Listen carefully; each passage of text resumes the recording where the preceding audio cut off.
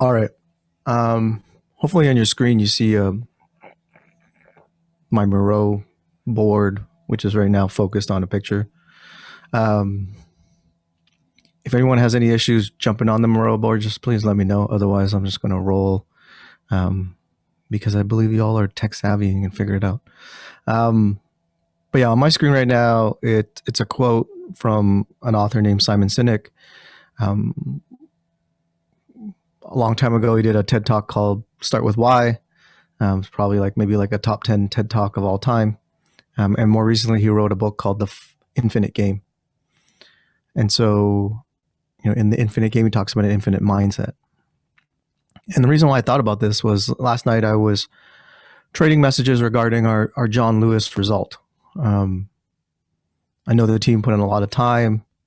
They did great work. They delivered a great presentation, but didn't advance. And I needed some time. Hey, by the way, if you move the board by accident, just hit the undo that's at the top. But I don't know. I was kind of feeling down and trying to figure out what do we do with this? So I was trading texts with Margaret Mason, just talking, and she reminded me about Simon Sinek and infinite mindset, and I just thought this quote was appropriate. Appropriate for a few reasons, because as I thought about more about the John Lewis case, where I started to gravitate to was the fact that I didn't think this was a good idea. When students brought it to my attention, I was like, no one's going to fucking do this. So over the holidays, it's a new case. We have no idea how it works. So my first gut was like, nah. But, several of you, particularly Oliver, came up and said, I want to do this. Can I put a team together? And I was like, I mean, you can try. And that's where this started. This started with a case that was started by a student at Emory. It was initiated, it was created, it was executed by students over Emory. And our involvement was because 6 people on case team decided to go, let's do this. And you did it over the last 8 weeks. And so as I thought about it more, I'm like, that's actually why I'm so pumped about the result. We made semifinals. Let's not, discount the fact that the team, succeeded over 105 teams, made semifinals. But the thing I think about the most was no, but you drove all this. And that's what an infinite mindset's all about. That's actually what we talk about here, is that all of you make choices to do these cases and to work at them. And in this case, there was rules that said they couldn't engage with me as much. So honestly, I couldn't kick their asses as much as I would normally. But the team took it upon themselves to just keep going. And so, that's what all this is about. And so, tied to the fact that this was a racial justice, social justice case, and realizing all that effort isn't just going to go for naught. Whether we win or not, I know there are messages being traded between judges and team members about the work and the recommendations, and my hope is that shit moves forward. And all 6 of the team members, as well as all those 105 other teams, motivated by their own care, belief, desire to advance racial and social justice, that's what this is all about. And so I wanted to kind of just start off today with just a brief, my brief thoughts on the John Lewis case. And, I've already told the team this, and is that, I'm proud of your effort. And obviously I say that a lot, and maybe sometimes it might feel like that's just shit that Clark says. But as I thought about more, that's where I gravitated to. That's why I am proud of this team. So that's one thing. The second thing would be, we've got cases coming up right now. I don't think any of the Lockheed Martin folks are on the call, but they've been invited. The racing case team is now set. So that's going to be Kelly, Kyle, Connor, and Chapel. And so their case will come in a couple weeks. KeyBank team obviously has been set for some time now. Abria, Julian, and Peter. And eventually we'll have some other cases. And so what I wanted to do today was, again, in that spirit of infinite mindset, learning when we win, learning when we lose, just learning because we decide to spend time together. I put this board together, which someone moved. Huh. Can I get it to not go? Oh, they doesn't like that. Okay. But I think Moreau should be hopefully somewhat straightforward. If you have a touch screen, you can simply just squeeze and move it around. If you don't, you can hit Control and scroll, which is not the greatest. So you can also use this bottom right corner to move around. And so what I wanted to do here, and why I like it, is, give me a second so I can focus on these. What I wanted to do here was do a basic debrief. Okay.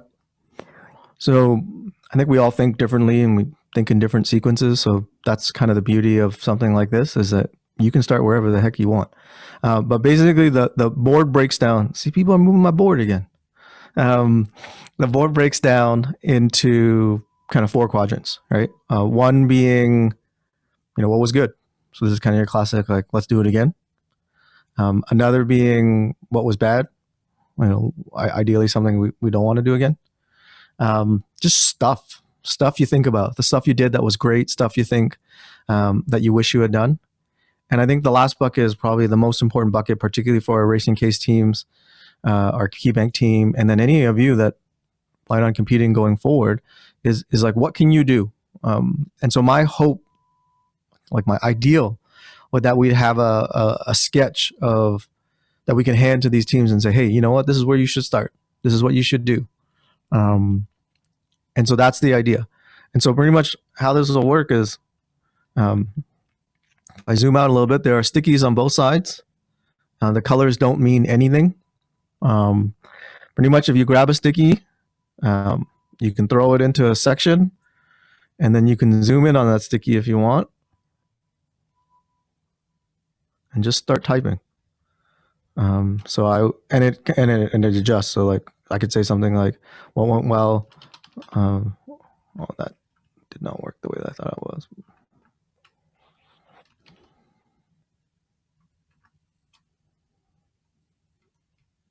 Why are you not? I can hit edit. There we go. Clock. Say. And it'll start to, resize all your text and all that stuff. I made larger stickies in case people wanted to do stuff, but pretty much, yeah. This is what I wanted to do together. And so if you all start populating things, I'm going to start reviewing the board. And I think what we'll do is let's take 5 minutes and putting a couple things down, and then like to start to review things and then continue, kind of like come back, talk about it a little bit, do a little bit more of a brainstorm, come back, talk about it a little bit, etc. So if y'all can take 5 minutes to the next 5 minutes just to like drop stuff down there. As many of you have seen, you can also resize these stickies. And if we run out of stickies for some reason, on your left over here, you can just create your own stickies. Maybe you're like, I really want purple, and you didn't like any of the colors I picked. You can drop one of those too. Okay.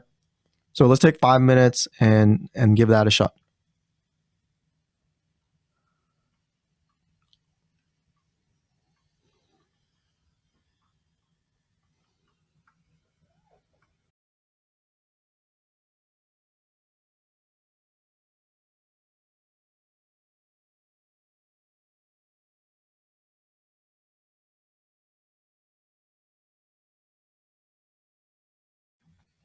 Oh yeah, and just by the way, if you do something you don't really like, or you're like, shit, I didn't mean to do that, there is a undo button right here that should allow you to just reverse what you just did.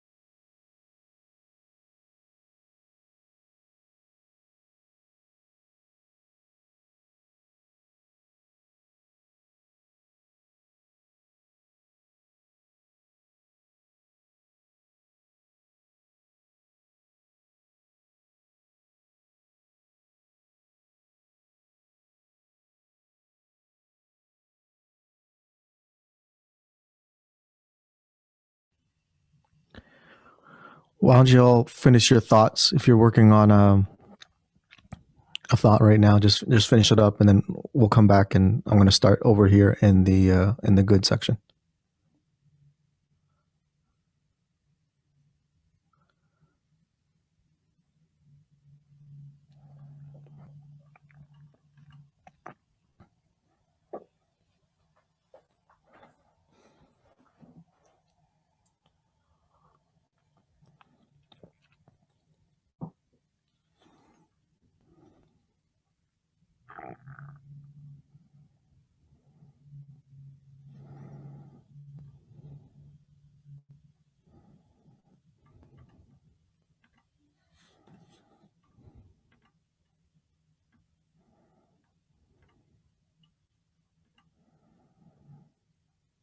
All right.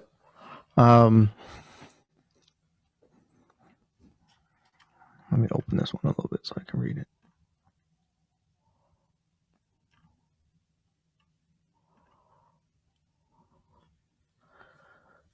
All right, I'll touch on something that I see, and I'm curious if there are things that you all see. Not necessarily explain what you put down, but maybe if you see something that you like think that would be particularly helpful and can provide your perspective, I'd love to hear it. Something I see on the board here regarding alumni and faculty, I'll touch on.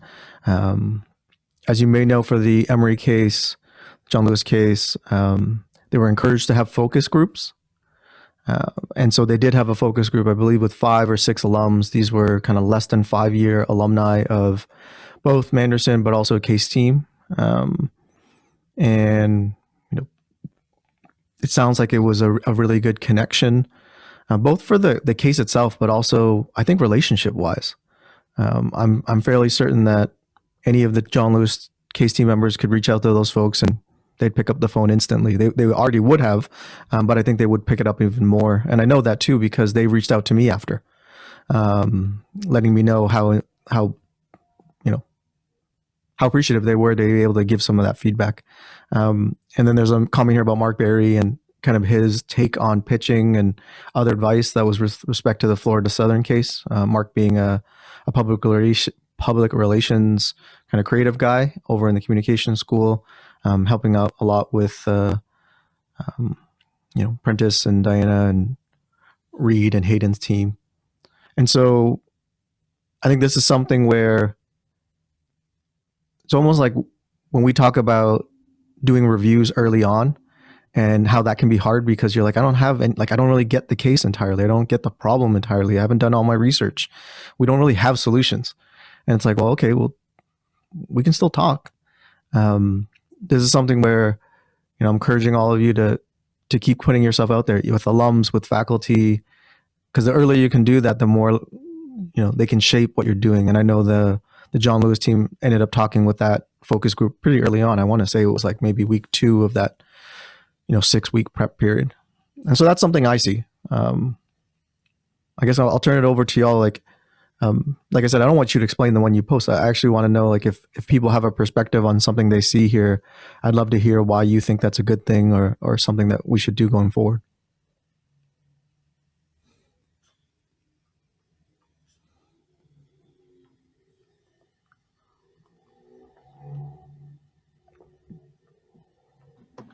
I mean, I kind of see a couple of things about like team bonding or team connection, and that's definitely important to start off with.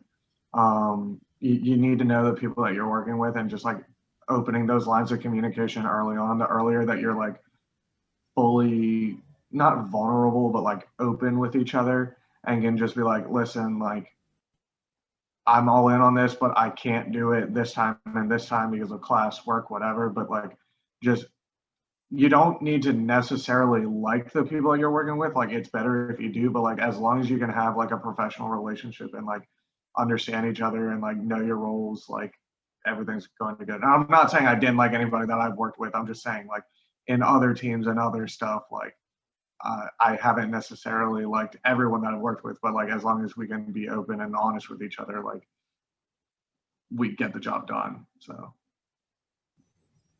yeah, I think that's a big part of why I kind of like to start with with someone with the team and build around them. And that's not necessarily to say that person is the leader of the team. It's just that that's the core. And each case is different.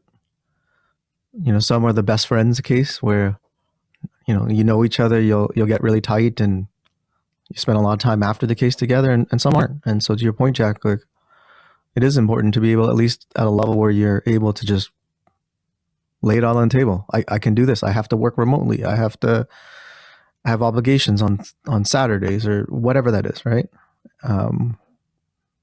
Okay, cool. What else do people see? Oh, I think following up on Jack's point, like one cool way to go about that is maybe in the beginning, like discussing your strengths and weaknesses ahead of the times, because that happens like organically. You start to realize that when you're in the grunt of things, like who's good at what. And so I think it could save a lot of, time and stress, not necessarily, but just like, being like, I'm this kind of person. I'm this kind of person. I'm not so strong in this, but like, I want to use this opportunity to grow, which I know we kind of, in the case team tryout process, said like, I'm a storyteller or I'm a data person, but maybe like having a session where we kind of open that up and we discuss that as a team, just so everyone kind of knows everyone else's worth ethic going in, instead of like, having to deal with it and like adjust when you're in the trenches. I think that's a great point, Prentice, because a lot of people come in with strengths and you kind of assume, okay, well, that's actually, I'll do that. Like you're the finance guy or you're the fields guy. So you're going to do this or you're going to do that. And don't get me wrong. If you feel strong about something and you want to do it, then do it. But I think it is really important to be able to say, no, I want to try to do something else. And, obviously, we're halfway through the year, but I can tell you in the last, 2 years of doing this, it's usually around this time that someone comes up and goes, hey, I know I'm kind of seen as the fill in the blank type of role, but any chance I could do this? And it's like, oh shit, like it's helpful for me because, obviously I'm not going to put you in a place where I'm like, oh, I've never seen so-and-so do this before. They should do this. Whereas a lot like when the John Lewis team came and said like, I want to do this. It's like, well, if you want to do this, I ain't going to stop you. So I think that's a great point. Yeah, I think sometimes like we are, like in my experience, we're on a crunch. So we just naturally gravitate to our strong points as a team and individuals. And so maybe going in ahead of time, it allows more of like a growth process and kind of, going into those areas that you might not be as comfortable in, and like having that other teammate there to kind of like support you and direct you on like how they would do it if they are the finance person, you're a little bit weaker. So maybe just having that conversation at the beginning. Yeah. And I can share this about the racing case team. And really just to say that, like, with Chapel being in Huntsville for a lot of the time and Kyle being in Birmingham and, Kelly being remote, like it's just, at first I was like, I don't know how this is going to work. And from what I can tell, like the team's had some really good conversations to be able to say like, hey, this is the deal from my side. I'm good, but I also have things I got to work around. And it sounds like, the team starting off exactly what you're talking about, Prentice, to be able to say, I'm in, but in with some boundaries. Yeah, I just want to. Sorry, Savannah, I cut you off. No, you're good. I just want to add on a little bit to part of what Prentice said too about not necessarily your strengths with like the workload, but more like your personality strengths. Like I think one thing that was interesting that I experienced on Cats that I haven't experienced in the other two cases is that like we had a very candid conversation our first meeting because it was such a short window of time where I was like, hey, I don't really have I don't really get burnt out spending long hours into the night. Like that's not going to bother me. But like for May, she was like, I've been kind of sick. I have medical school stuff. Like that is going to bother me. So I'd rather us do like more frequent meetings and split it up and having conversations about that, like not necessarily what part of the work you're the best at, but what you need to be the best on the team is like super important because it's really easy to forget that like some people do or don't burn out quicker than you, or some people just need to go work alone for a while versus like I work better if I'm like sitting around talking through it, but that's not the best environment for everyone. And I think that conversation gets skipped a lot too. Cool.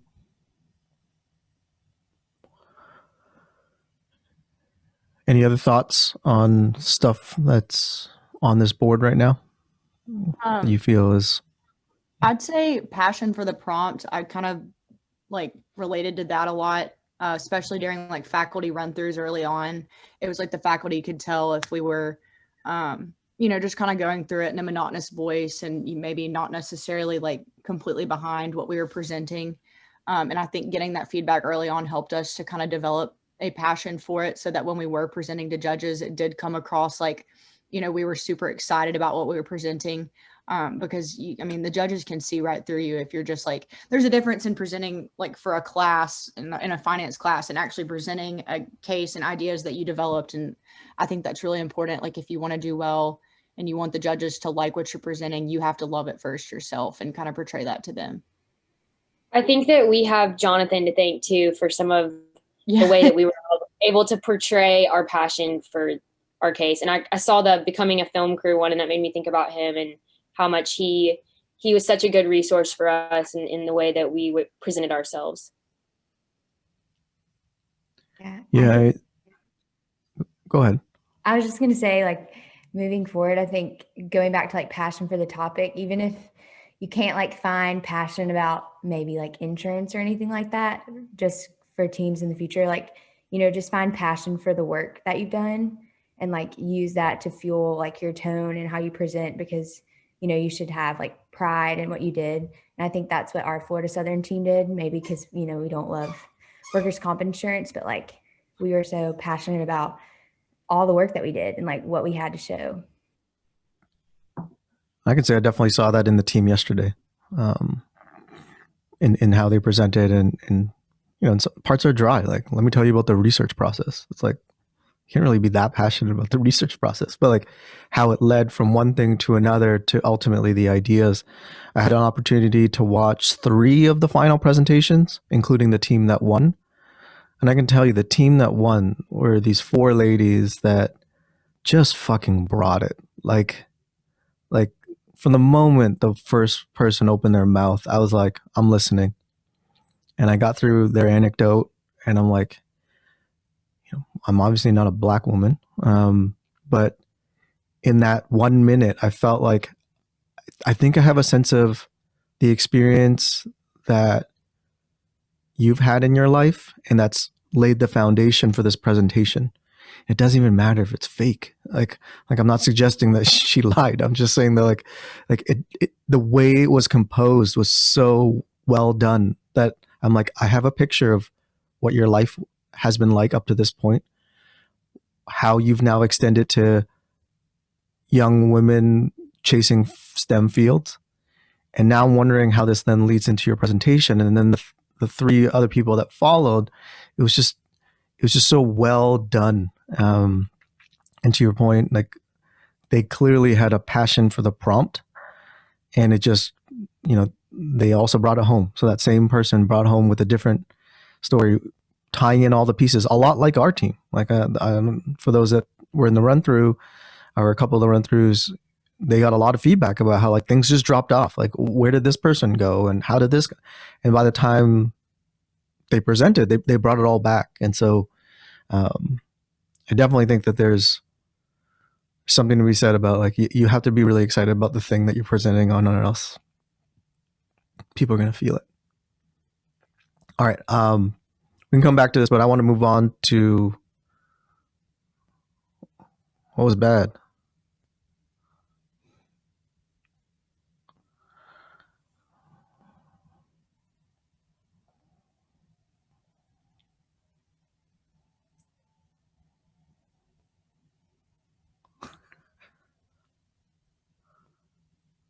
I'll make fun of how a lot of people talk. Kind of going off with what Sav said, like people work differently in different environments, and a lot of the time, this is the first time that people have worked in a group setting like this for an extended period of time. So, a lot of us might not even know the best way we do our work. So just kind of passing through that phase of, okay, this is how I work, this is how I present my best work, to then realizing, okay, the way I do it might not be the same way everybody else on my team does it. For me personally, I loved working with my group, but then I realized that my scheduling and then personal issues just got in the way of a lot of things, and then I felt like I wasn't contributing a lot. But then everybody was like really understanding, like, you know, some things I just can't control. I might have bitten off a little bit more than I can chew, so I just have to chew a little faster. But just like the entire group understanding, like, things happen, things can change, and we'll just work around it. Same way John Lewis happened. Like, for those who don't know, when we presented John Lewis, Matt had a part that was intertwined with my part. And as soon as he started talking, he said one word, and then he completely got cut off, booted from the call, and then I was kind of just there. Savannah, I don't know how she did it, but she memorized the entirety of Matt's script to a T, and then even added some extra parts that we needed. And then we flew through it like nothing had like happened at all. So that was like a good and a bad. I think what I'd add to what you shared, Peter, was, and those things aren't fixed either. Those preferences or the things that help you be the best you, it's important to get those on the table so that your team can then respond and support you. But shit comes up, right? Either you get stressed, or personal stuff, or Matt's internet connection or computer, or where the fuck happened. It's okay then. Like, if those things come up, I think if you're doing the things to be a team, broadly as a case team, and more specifically as a team tackling a competition, you'll be there to support each other, right? And so I know you particularly have another case right now. So, you know, how you are on this case may not be exactly the same way as you were on the other case, and that's okay. And hopefully, you know, your other teammates can respond and support you in the way that you need, just the same way that you would do it for them.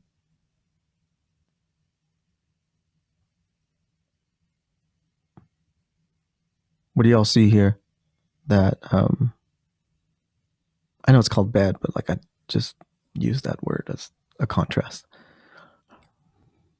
I don't think that from the get-go we're always thinking about some outlying things in the case that might not be connected to the prompt or what solutions you might be thinking of initially, like who the company is, what the context of this case. Like, John Lewis wasn't just a case, a competition where it's 24 teams versus each other. It was also 5 companies versus each other. And so they wanted to pick like the biggest, shiniest ideas and teams out of their rooms and present and use them to present so that they could win. And they would be the, you know, the name at the top for this case competition. And so you have to think about, you know, they want something, do they want something innovative? Are they in a conservative kind of industry? Is there a lot of innovation in their industry? And then you should kind of build from that. Your idea should kind of build from that framework. Yeah. One of the things that I found myself thinking about during finals yesterday was that this was a research case, right? Like, it was labeled a research case about racial justice. They gave you a budget with SurveyMonkey to do research. I can tell you in the finals, research was fine, but none of the teams struck me as having done any sort of crazy research. But every team brought to life their experience, brought to life, like, you know, whether it's kind of they were righteous and wanted to make kind of the good trouble stuff, or they're on the other side that were like more like, you know, there's an issue that I don't necessarily have experienced myself, but I want to make the world a better place. And so I'm trying to figure that out. Like, they really brought that to the forefront and then put their research behind it. And so, Oliver, you're absolutely right. Like, context matters. And I think it's totally natural for week 1 trying to figure out all this stuff, right? Like, what's this industry? What's the problem? What's, you know, what are the best practices? Like, and these are things I think you still need to do. But how have you assessed the context of the case? I like that a lot.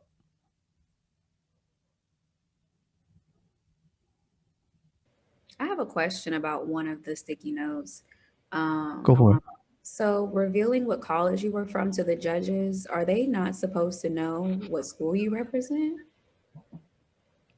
No, they're not. That was me. I did that. Okay.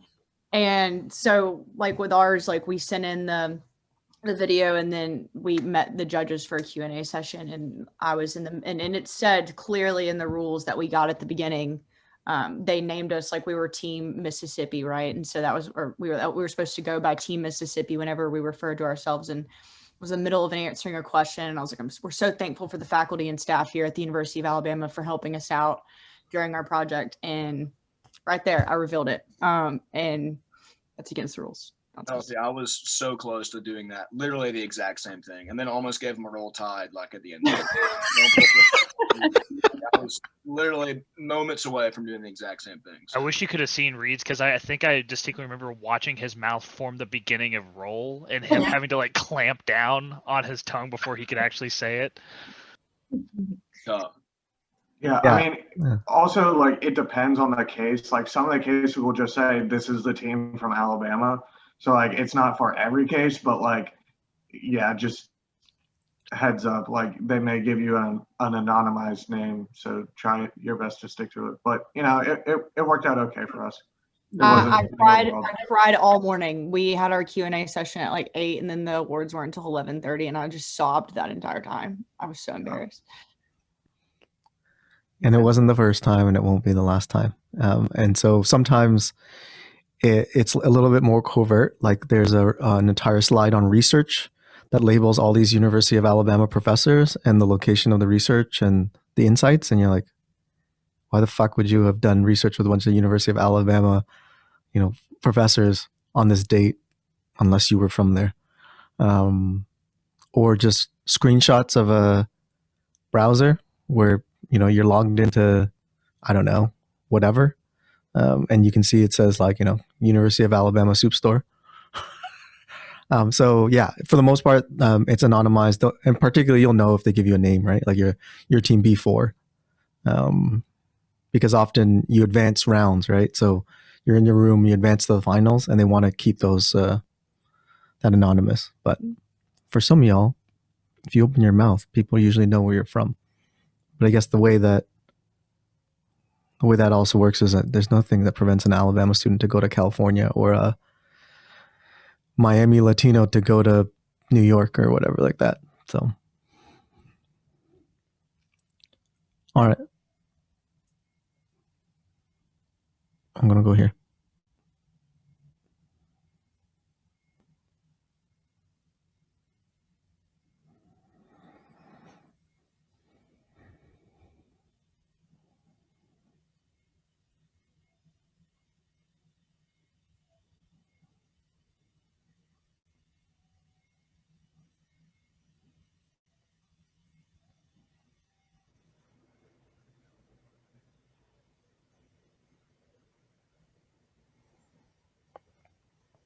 Yeah, there's a lot here about it's not what you say, it's how you make people feel. And it's something that it's so hard to get to. I think, I don't know if this is related, but I don't know, I just thought of it, which was, I've said to some people, like, I miss inside jokes. So they're kind of like, what's your pandemic experience been? And I was like, I miss inside jokes. And they're like, what the fuck does that mean? And I'm like, you can only have inside jokes if you have a level of intimacy in your relationship where you know stuff, right? You know enough stuff about each other, you know enough stuff about the thing, and then you craft it really nicely into an inside joke that no one else gets except for you. And so to that point, when you're working on a new company, on a new case with judges you don't know, it's hard to make that connection. So it's easy to say, like, it's about how you make them feel, not about what you say. But it takes some time to do that. You do have to actually do some research and to understand them. You do have to like think about the context and the solutions. But that hopefully, if you do that well, you can create that inside joke. You can create that connection. And so I think it is. I think it does. it's something that good teams have done consistently, and something for the new teams to really think about is how do you make that connection? And just like any connection, you got to take some risks, right? You got to put yourself out there. So if you're just like, oh, well, I'm going to go through the 5-point agenda we always go through. I'm going to start with the context. I'm going to talk about the problem. And you're like, okay, well, that's not bad. But like, how do you take some risk to make that connection? And you gotta put yourself out there. Well, what else y'all see in terms of ideas? Going off of that quote, like a lot of times in these cases, you'll get either whether it's a call with the client or the firm hosting it or something. So like that's really going to be your only interaction, and most likely it's not going to be one where like our Florida Southern team never got just alone time with the people on the call. It was just like we got to ask questions, but the answers were heard by everybody. So like you have to cling to like what they said, and like basically anything that they say that they want or think or know or feel or whatever, you have to use that information in some form or fashion in your presentation. Like I know one thing that we clung to throughout the length of our project was on the first call, I believe. They said, we feel we have a good culture, so we're looking for adjustments, not like a transformation. And so that was something that those of us on the call heard and clung to, of like, okay, well, we're not going to like pitch this as like an overhaul. We're going to pitch this as, you have a great culture. Here are some things that we can do to like improve it or add on to. And like the content could have been the same either way, just how we pitch it. Like, oh, here you don't have a culture. Here's how we like revitalize it or awaken it. Thank you, Reed. Or we say like, oh, you have a great culture. Here's some ideas to improve it. It's the same ideas, just how you pitch it and like based off of what they say. Cool. One thing I saw on the delegating sticky note, in our case, I feel like that was, of like the cases I've seen, I felt like we had so much team engagement outside of like our direct team, like our, support squad from case team was like coming to all of our like meetings that weren't on Fridays and helping us with like little tasks, like going through the survey data they'd given us or different things like that. And I think like engaging with like the full team, like from the beginning, one helps the team fully understand the case so that when they're watching like the final run throughs and stuff like that, they have a better understanding of like how you got there and like what the problem was, and they have a better understanding. And just, overall, I feel like that was like such a great way to like really get a lot of support and like kind of bring everyone together in like an interesting way. And like with our video, like Oliver and Mary Beth was in it too, but I just felt like that was like a unique experience I hadn't seen as much on other cases. Yeah, my thought process there with that sticky note is maybe in future cases, like you announce the team and then maybe ask around like who would want to be the specific support team. So you have a small group who's like dedicated to that case. So like whoever is on the case knows that they can pull from that smaller pool of people for those specific small tasks rather than just like shooting out texts in the group me or on Basecamp that kind of get lost in, day-to-day activities. So maybe like people who want to volunteer or want to be, a part of the case, but don't have as much as a time commitment.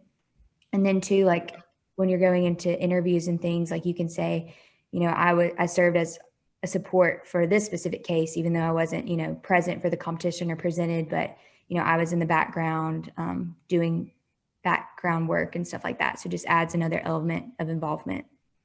Definitely. I don't know if it's pandemic or what, but like I've found that if you give people a specific ask, more people are stepping up these days. whether that's young alums, older alums, established executives, if I can clearly say, this is about racial justice, there is a case, can you get on this call? Or can you fill out this survey? They're like, yeah. And so I think it is an encouragement to keep being specific with what we need and putting it out there. All right. So we got about 15 minutes. And what I want to do is I want to take, let's say, 4 minutes. We got a lot on here already, but because we've talked about things that are good, that have been good, things that have been not as good, ideas of going forward, again, what I wanted to walk away from here was to be able to hand the racing case and key bank teams basically a list of things that they could potentially do on day one as they think about the case. So whether it's kind of editing what you put here, if you look at stuff or you don't see something, let's spend 3 minutes populating actions of what these teams can do going forward.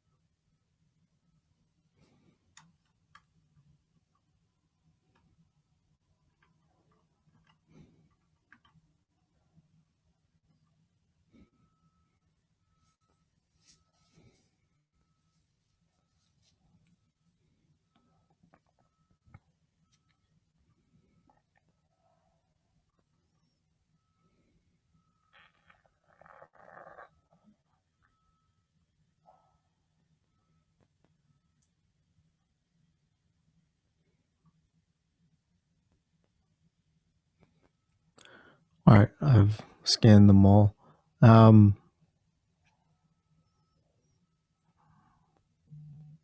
touch on one, and then I'd love to hear other people's thoughts on how the teams can get off the ground running. I think the one here that I see a lot about is planning, timelines, run-throughs, spitballing, and I think this is something that can be pretty standardized and then obviously adapted as you go. And so, there's a 4-week critical path that I've put together at one point that is floating around somewhere. I'd love for people to beat the shit out of it if you think it should be something else. But I know particularly, say, with the spitballing thing, how we used to do it in consulting is you had a time period, right? So if you had 3 days, then you could spitball for 2 hours, right? And you could just spend that time doing whatever the heck, putting whatever ideas out. But once you got past that, then you had to really get the shit done. Similarly, it's scary to put those faculty dates on the calendar when you literally have just got the case. But it's extremely motivating knowing that 2 weeks in advance you have to get in front of the faculty and explain where you're at. And I think this is true, and tell me if it's not. The faculty are always supportive of what you give them, right? And I would even say, I think I said this to many of the teams actually, I think the faculty have gotten soft because they've been so supportive. Where like I know like in Florida Southern, there was one presentation where they're just like, "This is great. I think you should just go with this." And I'm like, "This is not helpful. Like, tell them something constructive." Or in the more recent John Lewis one, they were just like, "Yep, we really like this. The main thing is you've just lost a couple points along the way. So if you believe in them, please bring them back, like a persona or an idea." And so it'd be nice to react to an entire presentation, but they've been really good about being able to just respond to what you give them and help you move forward.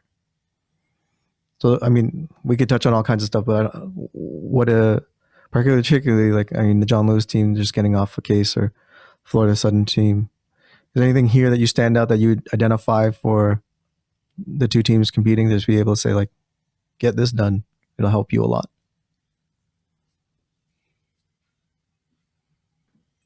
Yeah, go ahead and make the survey once you get the problem and ask around like the other teams, because somebody might have data already on it. So you get a head start on what your solution might be, or what the real problem is.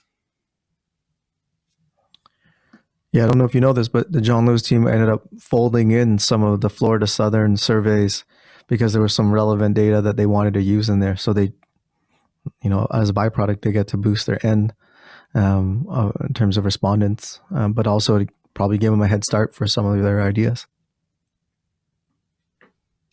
For our Florida Southern team, I think having those early faculty run-throughs on the calendar was one of the best things that we could have done. And even just for us to be able to talk through and actually present it to an audience, then we got to see where the holes were in our presentation. We could see for ourselves where things weren't lining up. Like the faculty feedback was very important and needed too. But by actually forcing yourself to present before you think that it's ready, or when you know it's not ready yet, I think that was a really important step for us and helped make everything stronger. Yeah, just going off of that, like we would purposely get things ready earlier. Like I think it kind of put some fire under our fanny because we knew we had to present like the week before on a Monday night at 5 o'clock. And so we had to make sure that we were pretty much prepared before then, which gave us more time to play around with it after we got the feedback, and we were already farther along because of that. So it was good. Third piggyback there, or second piggyback. I think in our faculty run-throughs, this is kind of molding two of these together. We definitely didn't take like the most traditional path towards our actual presentation. And I think having a faculty run through early on allowed us to do that and get ideas about if that was a good thing to do, because it wasn't the final product, obviously, when we did our first one, but it was kind of more that direction. And having the faculty be like, yeah, we actually like the way you did this, as opposed to like maybe just having like a PowerPoint presentation with the data and being able to present it, was good for us, because we ended up sticking with it. And I think it's set us apart, just like it set the other group apart when we were actually presenting it. And I think if we had them later on, we wouldn't have been able to have that, like the thought process of, do we want to actually go with this and transition some of the ways we were presenting things to that platform, as opposed to a more traditional presentation style. Yeah, going off of that, I put the don't be afraid to make your presentation unlike others you've seen. And obviously that depends on like the rules of the competition and kind of with the prompt and what that lends itself to, but just, be creative. Like the other Florida Southern team had like a green screen thing going on that was really cool. And like we did like even like the style of our video was just very different than like a typical case team presentation, and just like find ways to like set yourself apart and don't like be stuck in like maybe past things you've seen. And past things might work, but there might be other ways you can approach it that other people won't have thought of, and that'll definitely make you stand out. The judges have watched 10 presentations that look the same and yours is a little bit different. It already like gives you a leg up. Yeah, there's a comment here about Visme. I've never used it. I know the team for John Lewis used it for the first time.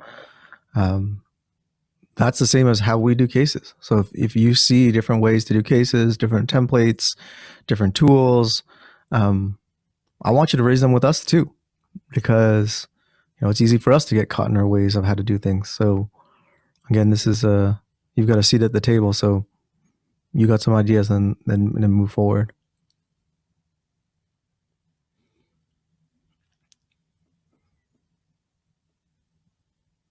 Anything else on this page that anyone wants to highlight, either explain or that stands out to you? I just think. Go ahead. Go ahead. Okay. Go ahead. Okay. Yeah, I just like whoever put constantly evaluate your presentation from the judge's perspective. Like, I really think that is one of the most important things, and it kind of sucks that that it is that way. I mean, obviously you can still make your case, true to yourself and true to your team, but I mean, obviously for us, we were dealing with people in workers' compensation and insurance, and so it's like, all right, well, you think they're really going to like something elaborate and crazy with all these details and numbers and stuff thrown at them? Like, let's just try to keep it simple as possible. So I think, constantly evaluating your presentation from the judge's perspective. And I think that's a really great point, something to kind of, constantly remind yourself of throughout the whole process. Yeah, I mean, I was going to say basically the same thing. Like, I like the sticky note that says, like, first step is understanding the character profile of the company. So, like, especially who we knew were going to be the judges based off the calls were just a bunch of older, white sounding men. Like, I think it was just a bunch of old white dudes that we were pitching, like Reed said. So, like, we kind of played to that, and, like, we didn't go incredibly overboard, but we made it look nice, and we had solid points and appealed to their, yep, this is who they are. So.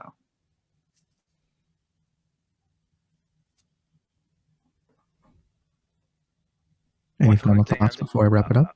I was just going to say, what Jack and I completely agree with what Jack and Reed said, but I also think keeping in mind who you're talking to helps you subvert a little bit. It doesn't always have to be a crazy subversion, but I think a little bit of what they don't expect is good for them. Like, you want it to be something that stands out to them because they're like, I didn't expect them to say this.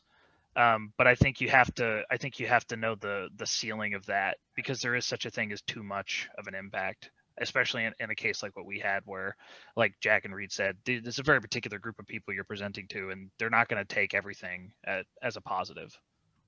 Yeah, I mean, we had a guy, he asked us, why sleazy? Like, why do you put sleazy in there? What does that mean? And we were like, well, I don't know. I guess you think of like a used car salesman, but like, that was probably something he did not expect to see at all, Fair enough. So I appreciate you all spending time together today to get these on paper. What I'm going to do is I'm going to ask the two teams to take a look at this in a little bit more detail and maybe identify a few things that they'll take forward. And then obviously if they have questions, then they know exactly where they came from. So they can ask you all those questions. But to bring it back to the idea of the infinite mindset, like, this is what we're doing. Like, we're working today to get better, based on last year's, or at least last week's, competitions. And you're going to take it going forward. Hopefully to help you to get better, not just in cases, but when you all graduate and leave me. And so appreciate it. I am trying to work towards getting us in person next week, if that's something the team would like to do. But either way, I'll see you at some point next week. So have a good weekend.